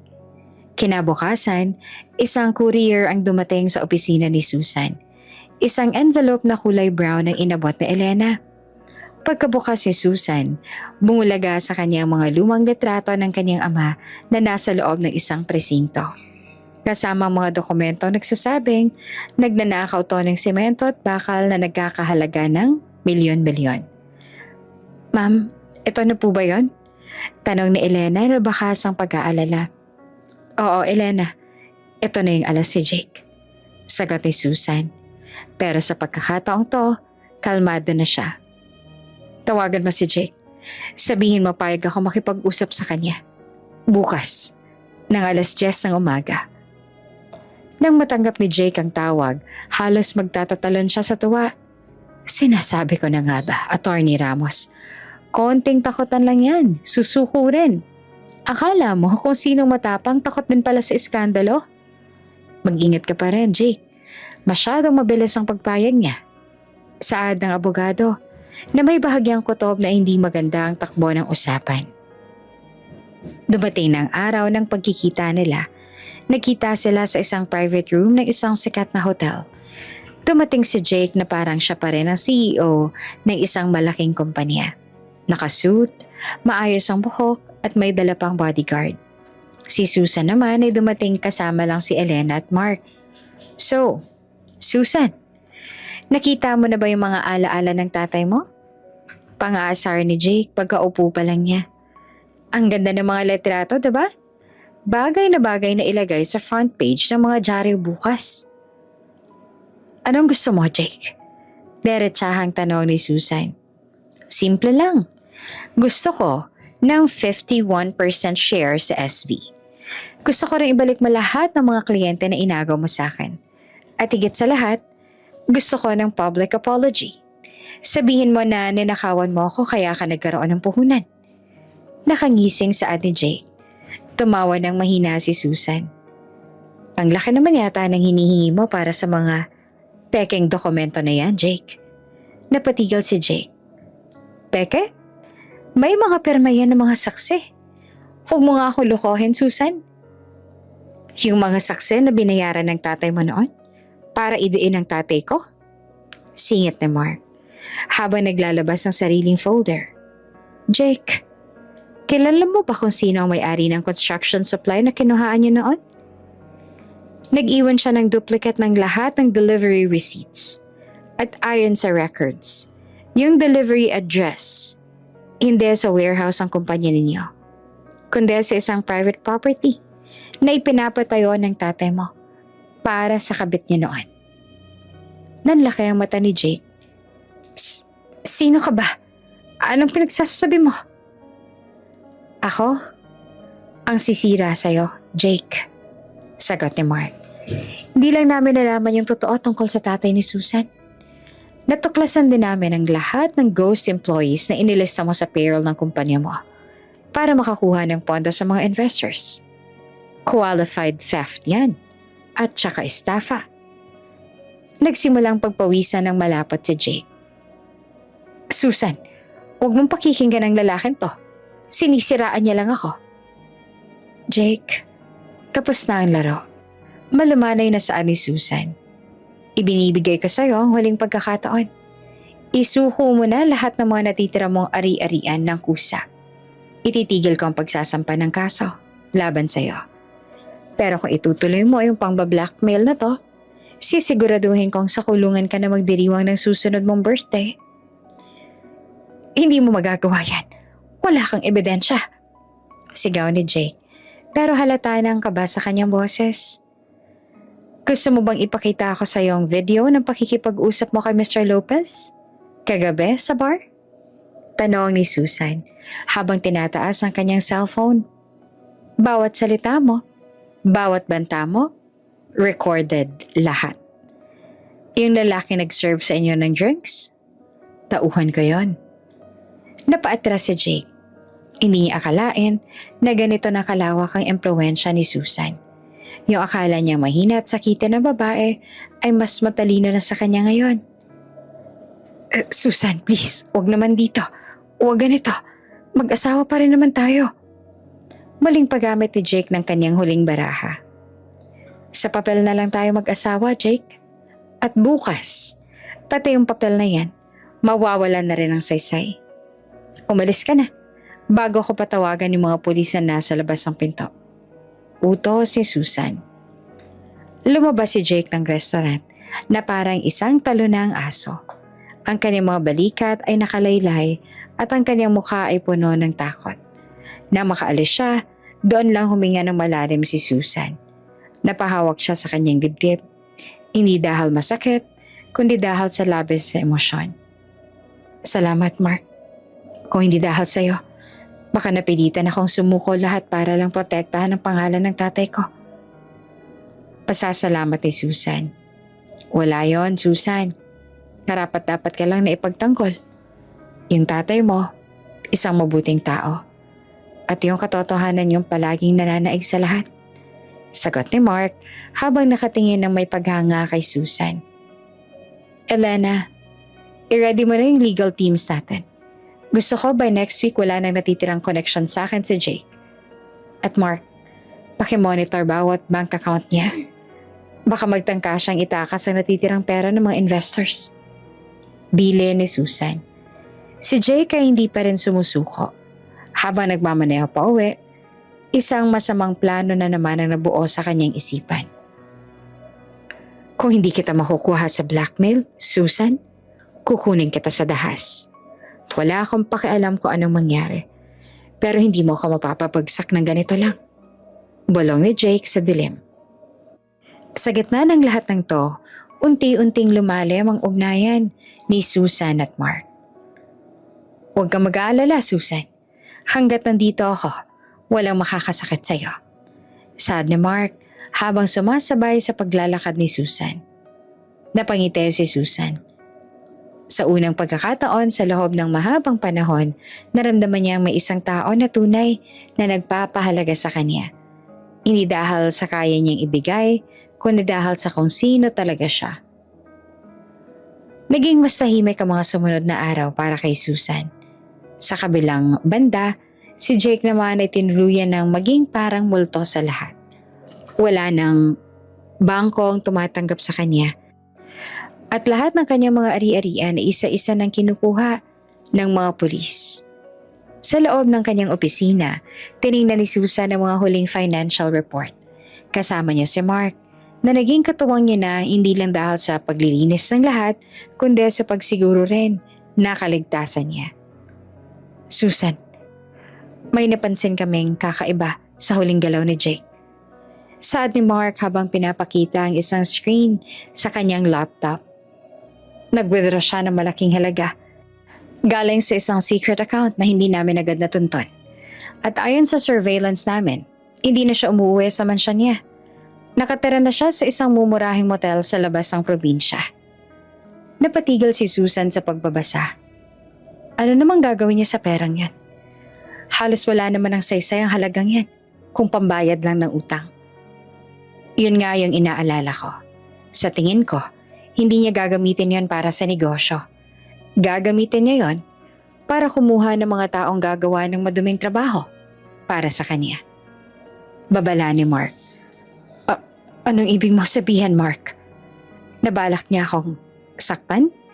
Tanong ni Susan. Kahit na may bahagi sa kanya ang hindi na magugulat kung gawin man yun ni Jake. Desperado na siya, Susan. Nawala na lahat sa kanya.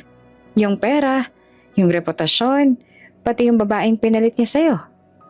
Yung taong wala nang mawawala, ang pinakamapanganib na kalaban. Kaya naman, dinagdagan ko na yung security detail mo nang hindi mo alam.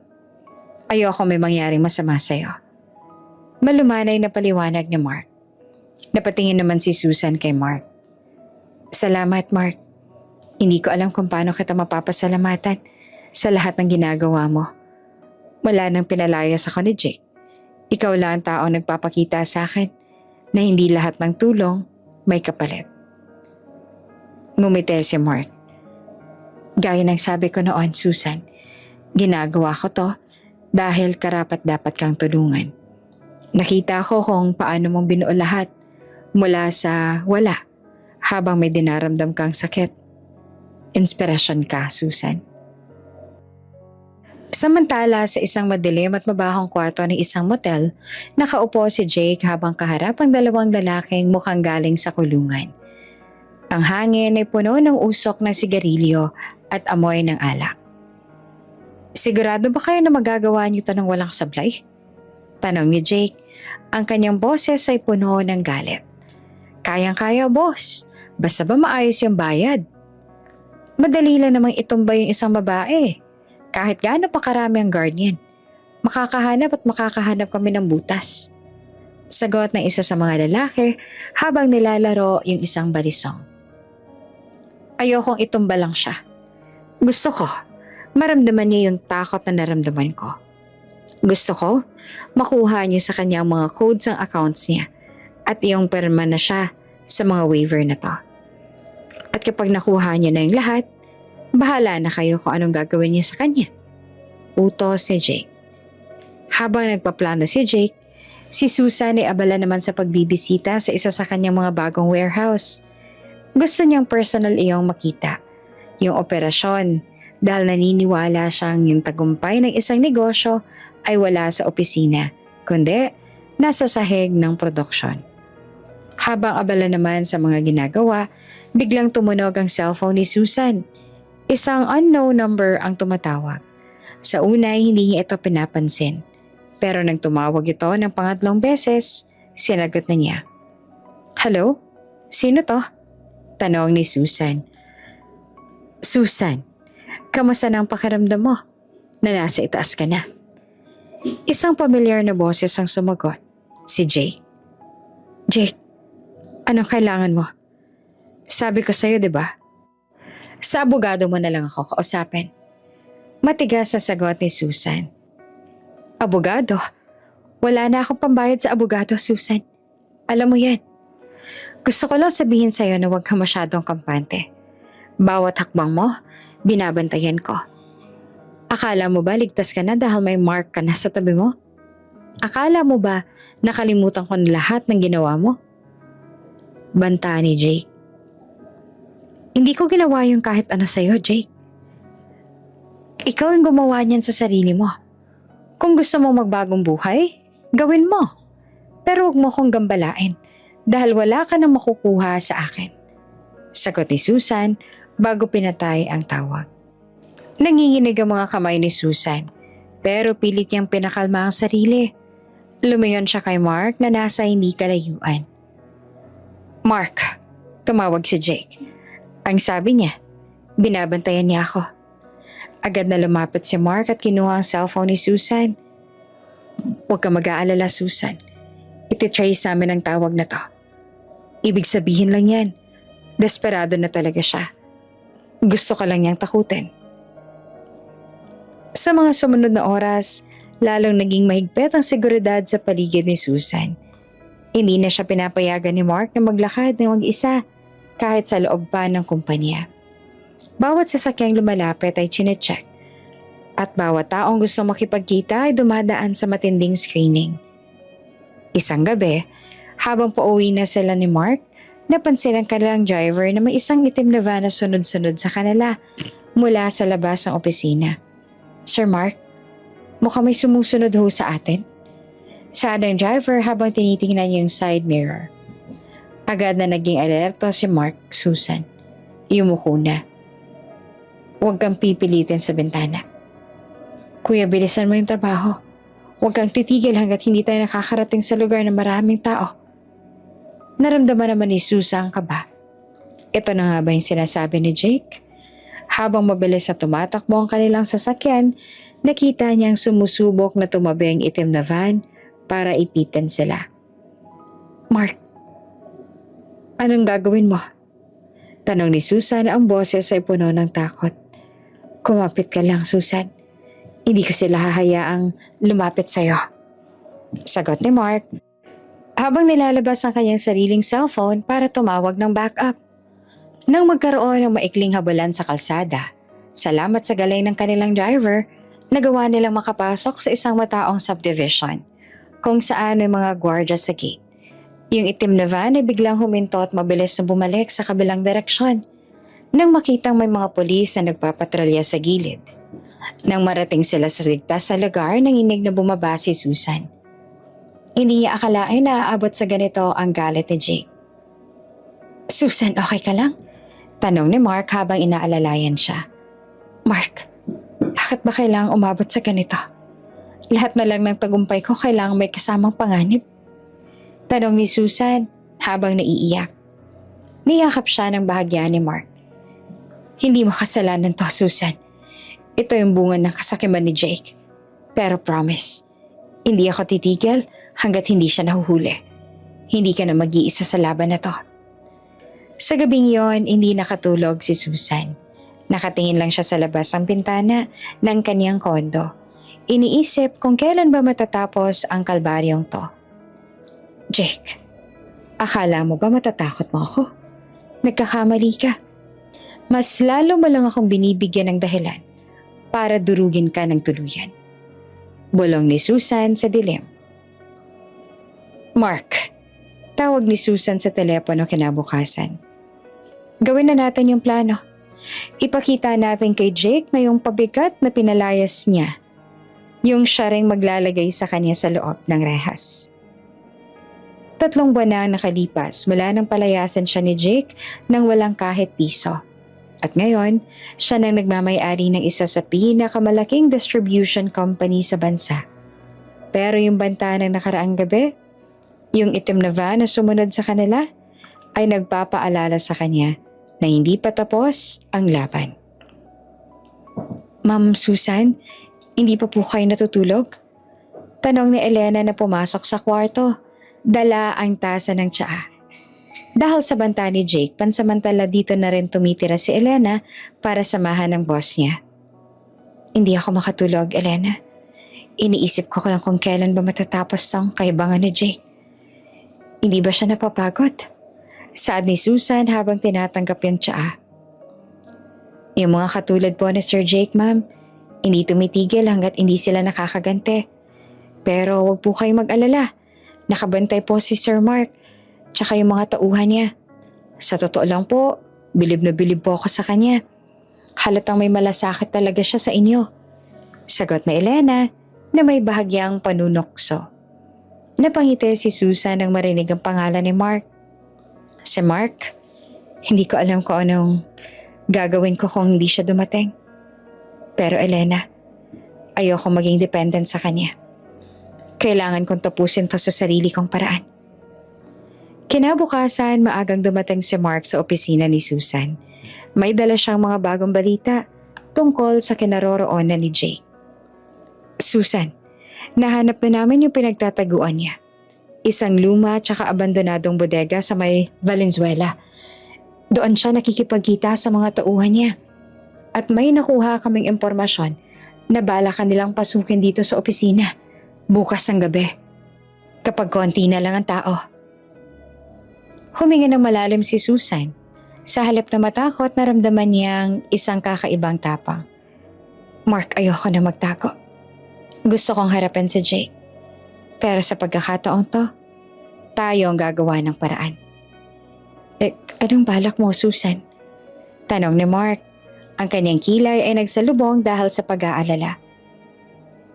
Ipapalatag ko sa social media at sa mga business news na magkakaroon ako ng late night meeting sa lumang warehouse ng SV.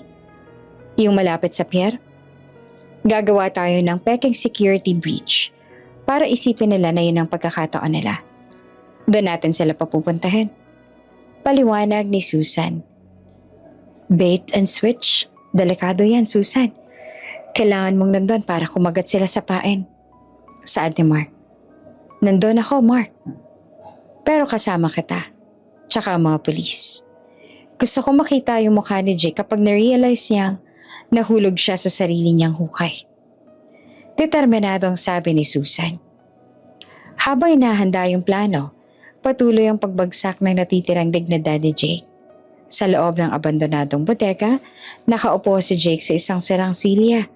Hawak ang isang tabloid kung saan makikita ang larawan ni Susan na tumatanggap ng award bilang Businesswoman of the Year. Tignan mo tong babaeng to. Asik ni Jake sa kanyang mga kasama. Dati amoy balot lang to. Ngayon akala mo na kung sinong reyna. Bukas, kukunin natin lahat sa kanya. At kapag nakuha natin yung perma niya, wala na siya. Wala na sa kanya lahat at ako na ulit ang boss. Boss, sigurado ho ba kayo dito? Balita ko marami siyang bodyguard. Sad na isa sa mga tauhan. Pera lang ang katapat ng mga yan. At saka may baril tayo. Isang tutok lang sa mukha ng babaeng yan, pipirma yan. Kahit sa sarili niya pang kamatayan. Tawa si Jake. Dumating ang gabi ng operasyon. Yung lumang warehouse sa pier ay sobrang dilim. Maliban sa isang maliit na kwarto sa taas na may bukas na ilaw.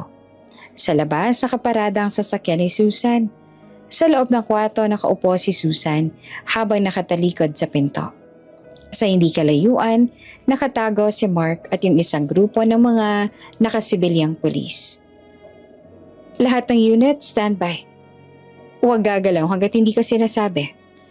Hayaan natin pumasok yung target. Utos ni Mark sa kanyang radyo. Maya-maya pa isang luma't maingay na van ang huminto sa madilim na bahagi ng warehouse. Bumaba si Jake kasama ang 3 lalaki. Lahat sila ay may takip sa mukha. Maliban kay Jake na para bang wala nang pakialam kung makilala siya. Diyan. Sa taas. Nandoon siya. Bulong ni Jake habang tinuturo ang ilaw. Dahan-dahan lang. Gusto ko magulat siya. Pumasok sila sa loob ng warehouse. Biglang hakbang nila ay umalingaw-ngaw. Pag-akyat nila sa hagdan, marami na lang silang nabuksang pinto ng opisina. Nakita nila si Susan. Nakaupo pa rin at para bang may binabasang mga papeles. Surprise, Susan! Sigaw ni Jake habang tinutok ang isang baril sa likod ni Susan. Akala mo ba nakalimutan na kita? Akala mo ba matatakasan mo yung asawa mo? Dahan-dahang humarap ang upuan. Pero laking gulat ni Jake nang makitang hindi si Susan ang nakaupo roon, kundi isang mannequin na suot ang damit ni Susan. At sa tabi nito ay isang maliit na speaker. Jake, hanggang ngayon ba naman, hindi mo pa rin ako nakikilala? Yung boses si Susan ay nanggaling sa speaker. Akala mo ba, ganun lang ako kadaling mauto? 3 buwan ako nagtrabaho para sa'yo nang walang reklamo. Kaya kabisado ko na lahat ng bawat galaw ng utak mong maliit. Ano? Nasaan ka?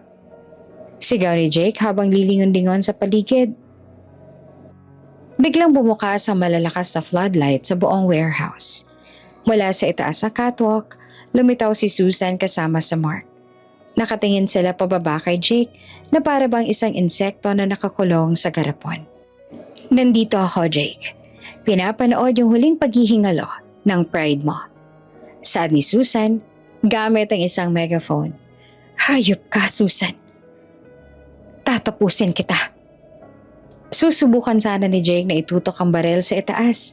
Pero bago pa man niya makalabit ang gatilyo, mabilis na lumabas ang mga pulis mula sa likod ng mga crates. Pulis! Ibaba ang sandata! Itaas ang mga kamay! Sigaw ng mga otoridad. Ang mga kasama ni Jake ay agad na sumuko at ibinagsak ang kanilang mga armas. Pero si Jake ay para bang wala sa sariling wisyo. Nagsimula siyang tumawa ng malakas habang nakatingin siya kay Susan. Akala mo ba nanalo ka na? Kahit makulong ako, Susan, hindi ka magiging masaya. Lagi mo lang ako maaalala sa tuwing titingin ka sa kumpanyang to. At yun nagbigay sa'yo ng pagkakataon. Utang mo sa akin ang lahat.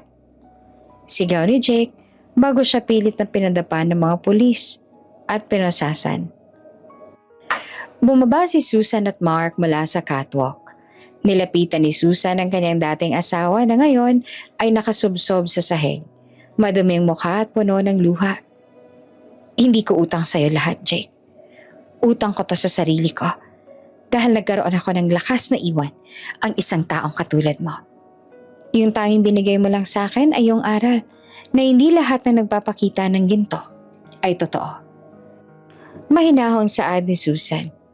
Tiningnan ni Susan si Jake at sa huling pagkakataon bago ito isakay sa loob ng mobile car. Ma'am Susan, tapos na po.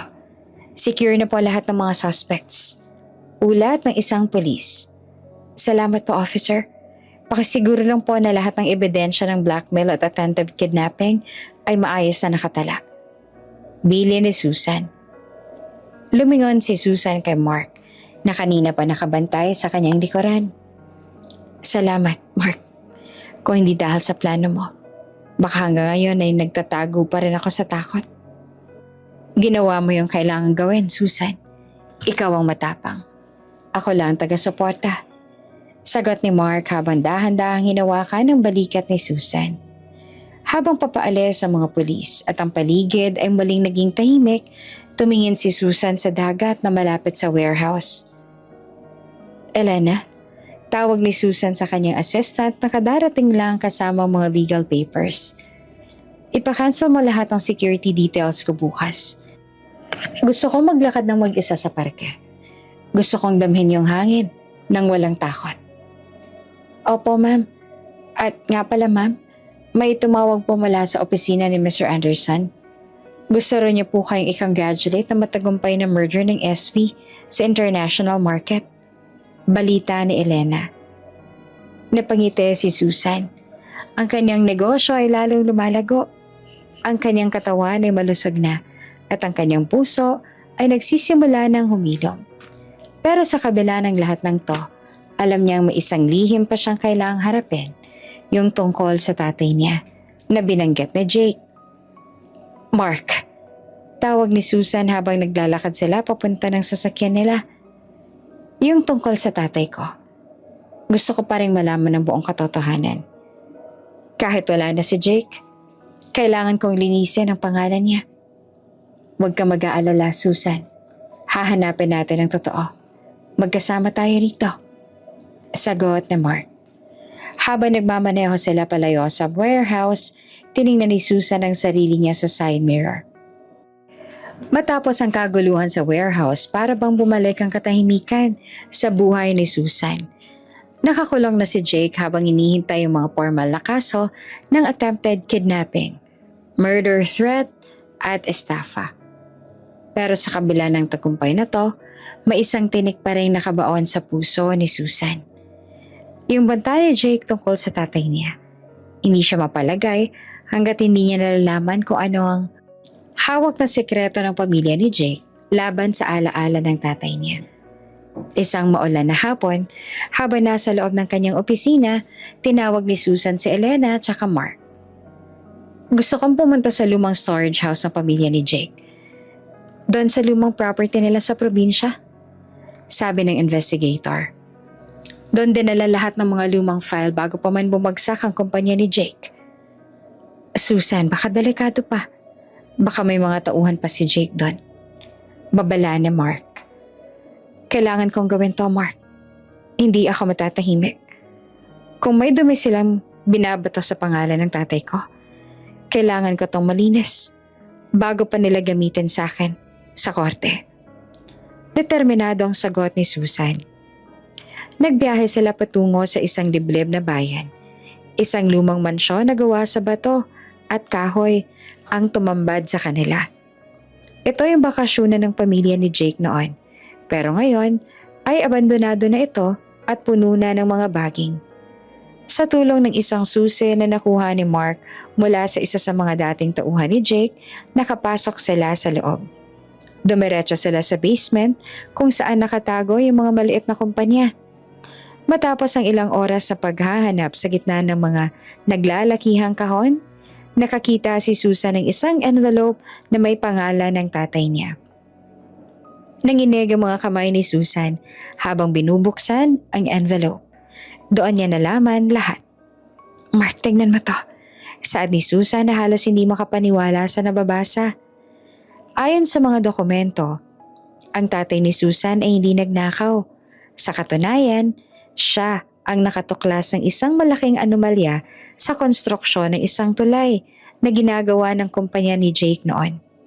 Ang tatay ni Jake ang nagmaniover ng mga pondo tsaka gumamit ng mga substandard na materyales. Nang malaman ito ni Arturo, tinangka niyang mag-report sa mga otoridad para patahimikan siya. Gumawa ang pamilya ni Jake ng peking ebidensya na siya ang nagnakaw ng mga materyales. At yung pinakamasakit sa lahat, yung aksidente sa site na ikinamatay ng tatay niya ay mukhang hindi aksidente. Pinatay nila yung tatay ko, Mark.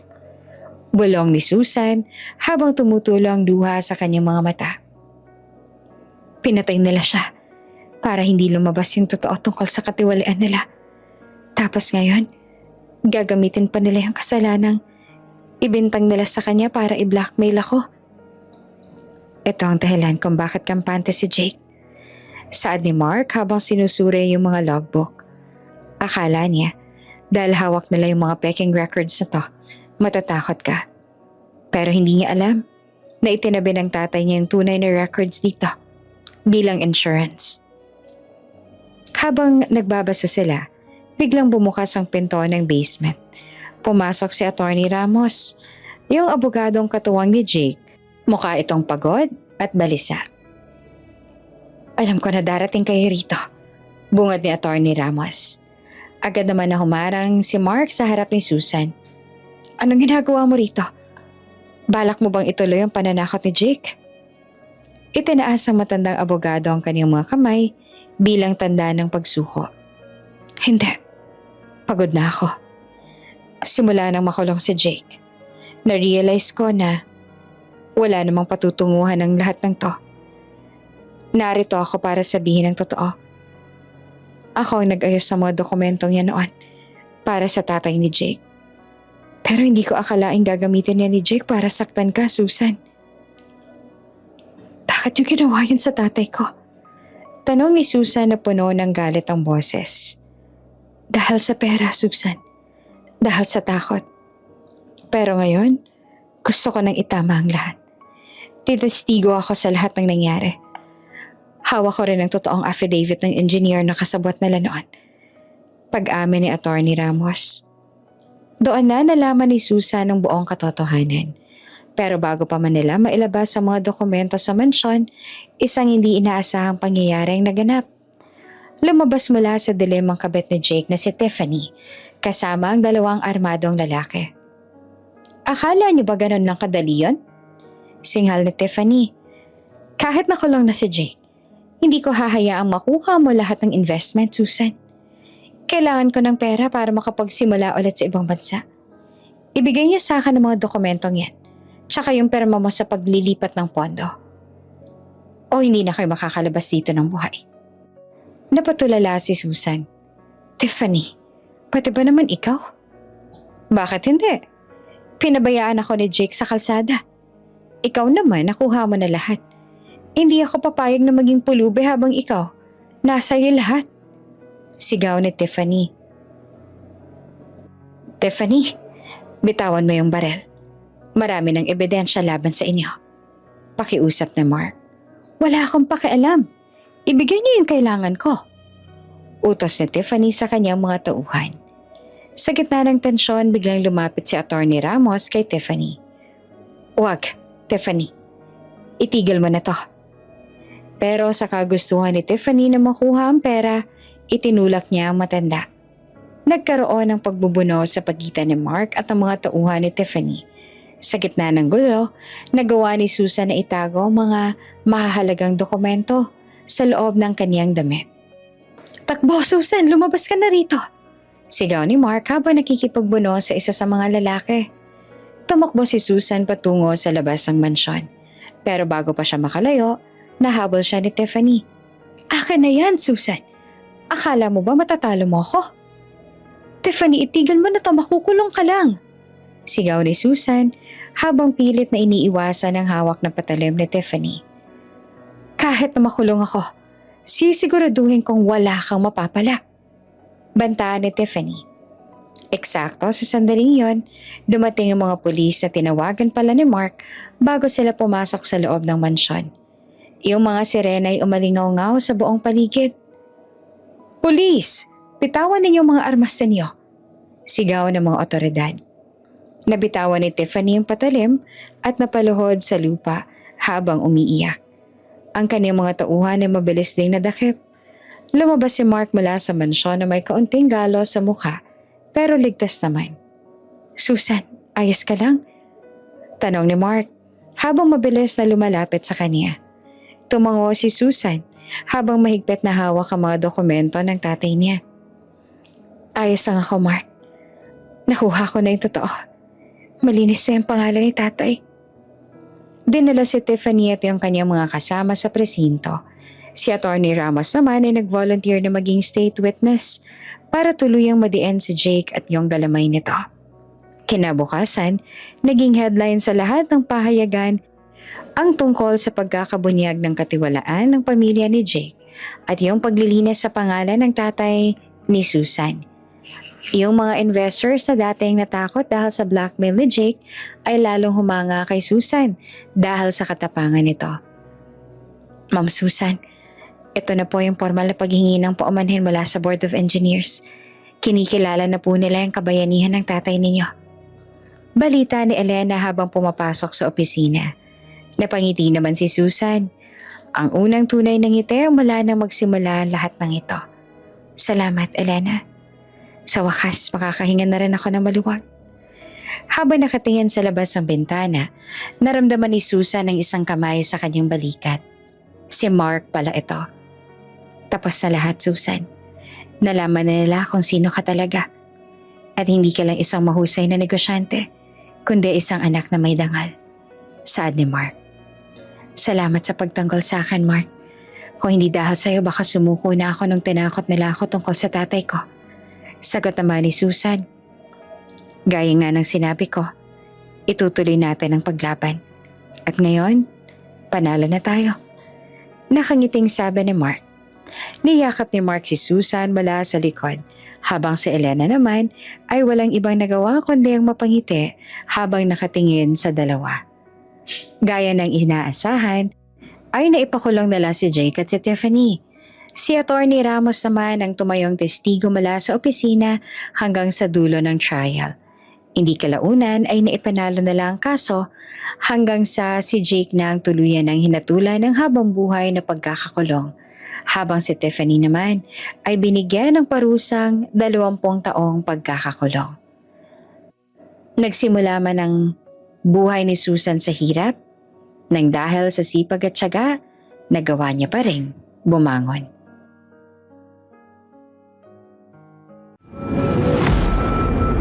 Kung bago ka pa lang sa channel na ito, Ate Jane TV, huwag kalimutang pindutin ang notification bell and subscribe button.